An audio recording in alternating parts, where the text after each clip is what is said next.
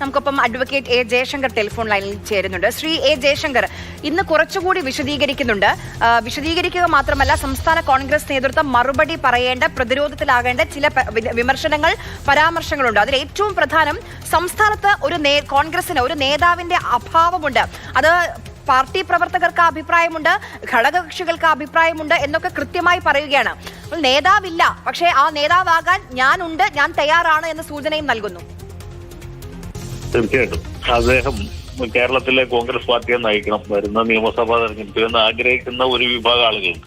അത് കോൺഗ്രസ്സുകാർ തന്നെയല്ല, കോൺഗ്രസ്സുകാരല്ലാത്ത ഇടത്തരക്കാർ, യുവാക്കൾ, വിദ്യാസമ്പന്നരായ ആളുകൾ, നഗരങ്ങളിൽ അല്ലെങ്കിൽ പട്ടണങ്ങളിലൊക്കെ താമസിക്കുന്ന ആളുകൾ, അവരാണ് ശരിക്കും തരൂരിന്റെ ഒരു കോൺസ്റ്റിറ്റ്യുവൻസി എന്ന് പറയുന്നത്. ഈ വിഭാഗക്കാർ കൂടുതലുള്ളത് തിരുവനന്തപുരത്താണ്. അതുകൊണ്ടാണ് അദ്ദേഹം തിരുവനന്തപുരത്തുള്ള മിക്കവാറും കോൺഗ്രസ്സുകാരും അദ്ദേഹത്തിന് എതിരെ പ്രവർത്തിച്ചിട്ടും അദ്ദേഹം ജയിക്കും.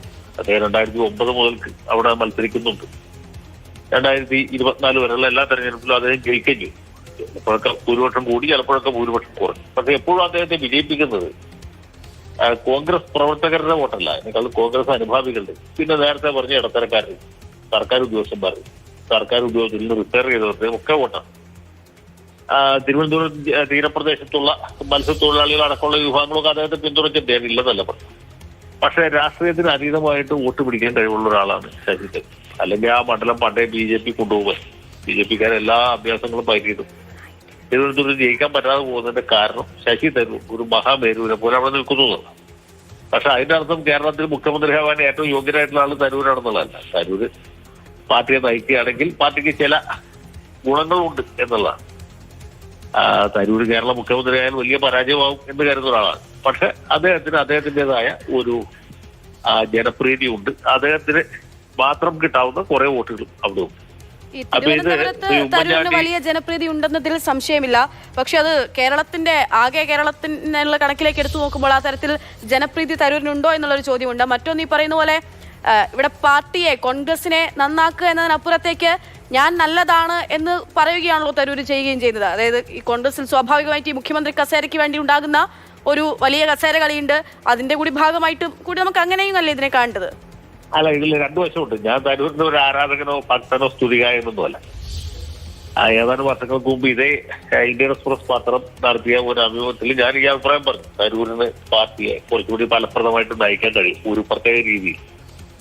അദ്ദേഹത്തിന് കിട്ടുന്ന രീതിയിലുള്ള പിന്തുണ മറ്റു നേതാക്കന്മാർക്ക് കിട്ടുകയില്ല. അല്ല, മറ്റു നേതാക്കന്മാർക്ക് ഇല്ലാത്ത ചില മേന്മകൾ അദ്ദേഹത്തിനുണ്ട്. പക്ഷെ അദ്ദേഹത്തിന് ഇല്ലാത്ത മേന്മകൾ വേറെ ചില നേതാക്കന്മാർക്കും ഉണ്ട്. അങ്ങനെ ഒരു പ്രശ്നമുണ്ട്.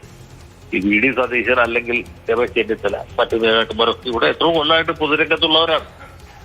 അവർ ഇദ്ദേഹത്തിന് വേണ്ടി മാറിക്കൊടുക്കണമെന്നോ അല്ലെങ്കിൽ ഇദ്ദേഹത്തിന്റെ മേൽക്കൊയ്മ അംഗീകരിക്കണമെന്നൊന്നും പറഞ്ഞ് യാതൊരു അർത്ഥമില്ല. അവരൊക്കെ കോൺഗ്രസ് പാർട്ടിയിൽ കൂടി വളർന്ന് അല്ലെ വിദ്യാർത്ഥി രംഗത്ത്, യുവജന രംഗത്തൊക്കെ പ്രവർത്തിച്ച് കഴിവ് തെളിയിച്ച് മുമ്പ് ഭരണപരിചയം തെളിയിച്ചവരൊക്കെയാണ്. അവർക്ക് മീതെ തരൂരിന് ഒരു മേൽക്കൊയ്മ അല്ലെങ്കിൽ ഒരു മുൻഗണന അവകാശപ്പെടാൻ കഴിയുകയില്ല. അത് വളരെ അടിസ്ഥാനപരമായിട്ടുള്ള കാര്യം. എല്ലാവരും സഹകരിച്ച് പ്രവർത്തിക്കണം. പക്ഷെ തരൂരിനെ സംബന്ധിച്ചുള്ള അദ്ദേഹം വിചാരിക്കുന്നത് അദ്ദേഹത്തെ അവഗണിക്കുന്നു, അദ്ദേഹത്തിന് വേണ്ട രീതിയിലുള്ള അവസരം കിട്ടുന്നില്ല. അദ്ദേഹത്തിന് പാർട്ടി ദേശീയ നേതൃത്വമാണെങ്കിലും സംസ്ഥാന നേതൃത്വമാണെങ്കിലും പ്രാദേശിക നേതൃത്വമാണെങ്കിലും ഒക്കെ അദ്ദേഹത്തെ ഒഴിവാക്കും. അദ്ദേഹത്തിന് പാർലമെന്റിൽ പോലും പ്രസംഗിക്കാൻ അവസരം ലഭിക്കുന്നില്ല എന്നാണ് അദ്ദേഹത്തിന്റെ ആരാധകർ, അദ്ദേഹത്തെ പിന്തുണയ്ക്കുന്ന ആളുകൾ പറയും. അദ്ദേഹം AICC പ്രസിഡന്റ് സ്ഥാനത്തേക്ക് മത്സരിച്ചപ്പോൾ കേരളത്തിലുള്ള മിക്കവാറും നേതാക്കന്മാരും അദ്ദേഹത്തിന് എതിരെ പ്രവർത്തിച്ചു. അദ്ദേഹത്തോട് തീരെ അനുഭവം പ്രകടിപ്പിച്ചില്ല എന്നൊക്കെ അദ്ദേഹത്തിന്റെ പരാതി. അദ്ദേഹത്തിന്റെ ഭാഗത്ത് നോക്കുമ്പോൾ അതൊക്കെ ശരിയാണെന്ന് തോന്നുമെങ്കിലും പാർട്ടിയുടെ ഭാഗത്ത് ആലോചിക്കുമ്പോൾ ഇദ്ദേഹം AICC പ്രസിഡന്റായി പാർട്ടിയുടെ അവസ്ഥ എന്തോ നിങ്ങൾ ആലോചിച്ച് നോക്കി. അദ്ദേഹം ആള് പണ്ഡിതനാണ്, ചിന്തകനാണ്, സുമുഖനാണ്, സുന്ദരനാണെന്നൊക്കെ ശരിയാണ്. പക്ഷെ ഇതൊന്നും അല്ലല്ലോ. കോൺഗ്രസ് പോലൊരു പാർട്ടിയുടെ അല്ലേ ദേശീയ സമരത്തിന്റെ, ദേശീയ പാരമ്പര്യം ഉൾക്കൊള്ളുന്ന ദേശീയ പൈതൃകത്തെ പ്രതിനിധീകരിക്കുന്ന ഒരു പാർട്ടിയാണ്. ഇന്ത്യ എന്ന ആശയത്തെ വ്യക്തമാക്കുന്ന ഒരു പാർട്ടിയുടെ നേതാവാകാനുള്ള യോഗ്യത UN പ്രധാനപ്പെട്ട ജോലി ഉണ്ടായിരുന്നു എന്നുള്ളതല്ല. അങ്ങനെയുള്ള ആളുകളുണ്ടായിരുന്നു, അതിപ്പോഴല്ല. അതൊക്കെ പറയുന്നുണ്ട്. നന്ദി ശ്രീ ജയശങ്കർ പ്രതികരിച്ചതിന്.